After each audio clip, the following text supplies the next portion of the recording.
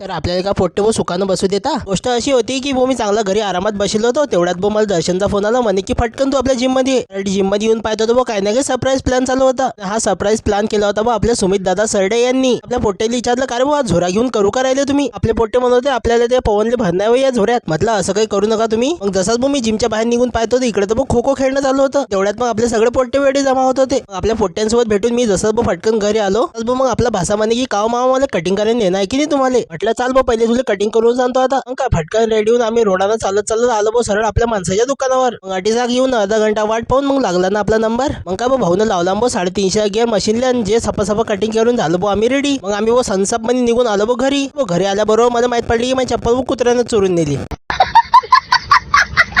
मग का 350 गिअर लावून मग आपण आलो गावातून आपण आलो सरळ आपल्या चप्पलच्या दुकानात. मग हटीवून जरा 2-3 चप्पला पाहिलं, त्यातली एक चप्पल घेऊन सिलेक्ट केलं. तर भाऊ ना आम्ही तर चाललो घरी. तुम्हाला कधी ब्लॉग आवडला असेल तर आपल्याला फॉलो नक्की करून घ्यायचा. तर भेटूया अशाच एखाद्या नवीन ब्लॉग मध्ये. तोपर्यंतसाठी जय श्रीराम.